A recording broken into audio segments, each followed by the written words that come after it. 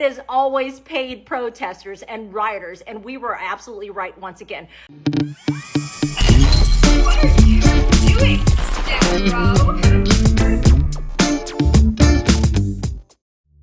Oh, the LA riot. See, earlier I posted a clip, right, of this goofball on the Tesla just making donuts, doing donuts in the streets, causing some mayhem and all that stuff. And somebody in my comment section with all confidence, claimed that it's the CIA. Right?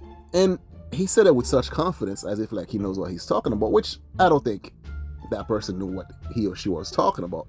The same way that I cannot be certain that it's not the CIA, right? However, though, he actually made a valid point, because could it be the CIA? Maybe.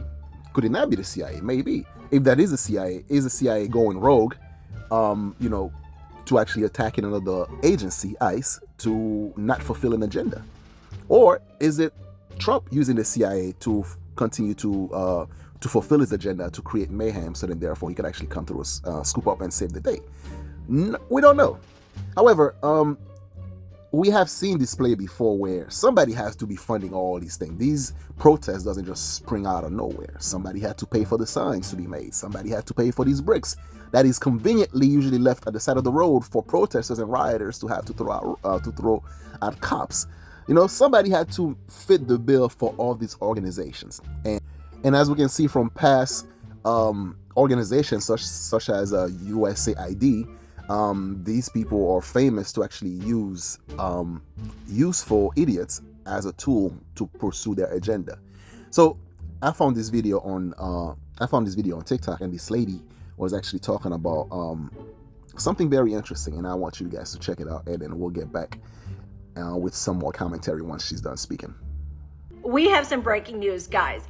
As history repeats itself, we obviously know that any of these rioters, these protesters, never comes out organically, okay? It is always paid protesters and rioters, and we were absolutely right once again.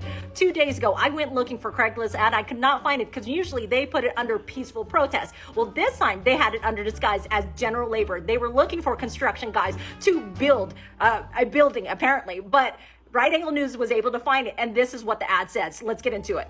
The ad is, again, disguised under general labor. They are looking for the toughest badass in Los Angeles County. They are seeking extremely tough, brave men for new crew in building. Compensation starts at $6,500 to $12,500 per week. We are forming a select team of the toughest dudes in the area.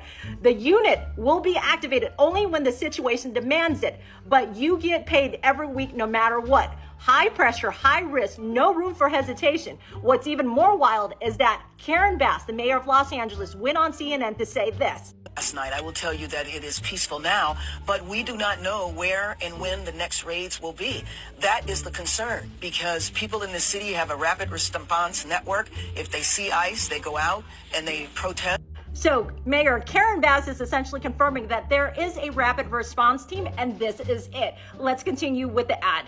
The ad continues to say we need individuals who do not break, panic, or fold under stress, and are basically all around kick-ass dude. Physical strength, speed, conditioning is important, but mental toughness is everything.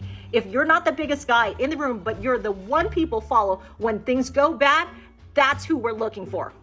We are recruiting those who are already hard, badasses, and ready for confrontation when necessary. However, we can train you if necessary. What we are looking for: mental toughness. You keep a level head under pressure. You don't panic. Bravery. You face danger head on. You don't hesitate. Now this. See, organizations and agencies are made of people, and people are people. They have ideologies. They want to see the world a certain way.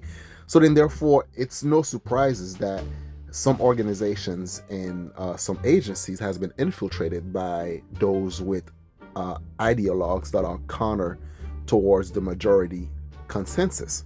So, which means that, is it possible that people infiltrate the CIA? And from what I was able to gather, right, from what I was able to understand, allegedly, you have these organizations, right? In LA, there's a whole bunch of them. In California, there's a whole bunch of them, right? That are for the whole immigration cause, right? And then these folks, they get money from the government because they are quote unquote nonprofit. So then the government, that's pretty much your money, right? It comes from your tax dollars. So then therefore now your tax dollar is actually going towards these organizations that siphon out of California, and then they use that money to actually pay protesters to create chaos and mayhem in the streets of LA. But see, I don't think it's gonna get that bad. The reason why I say it's not gonna get that bad, because it's not gonna be 2020 all over again. You remember the George Floyd riot where people were just like scared, and they have like, the white guilt was strong within this one, and then you had a whole lot of donations, or you had like companies that was being pressured to donate to these cause, otherwise they were threatened to have their business shut down. This time it's not happening, because you can only scare people for so long, right? And it worked the last time because they were able to intimidate people into voting the way that they wanted to. They weren't able to intimidate people to bend the knees. However, it's not happening like that. People are a lot tougher, they're a lot braver. As you can see, that cause is not gaining steam from amongst the general population. So their only funding can only come from organizations. It can't, companies overall, they're not gonna support this anymore. They're sick and tired of these rioters anyway, because it's their business that's being looted. It's their business that's being burned to the ground.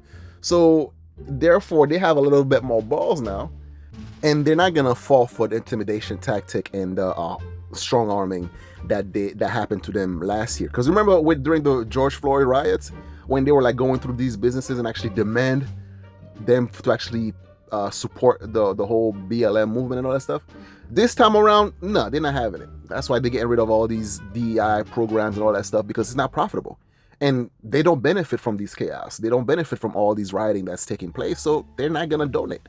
And the only people that's gonna put money in these protests' coffer is gonna be these nonprofit organizations, right? It's not gonna come from Trump. I mean, even though Trump benefited this time around, but that was just, I don't think it was actually behind all these things, right? Yeah, I don't think he was behind like sending CIA or covert operation to sow chaos and all that stuff. I think he's seen it as though like he saw what's gonna happen. He's like, that's not gonna be 2020 all over again. So he preemptively sent these people out there before they can start shit. But let me know down below in the comment section, what do you think? Do you think that Trump was behind this, or do you think like it was all these leftist organizations that was sowing divisions and creating chaos in LA in order to intimidate the population? So then therefore the deportation doesn't continue. So once again, I'm your host, The Haitian. So share, like, comment, and subscribe. I'm out of here. Peace.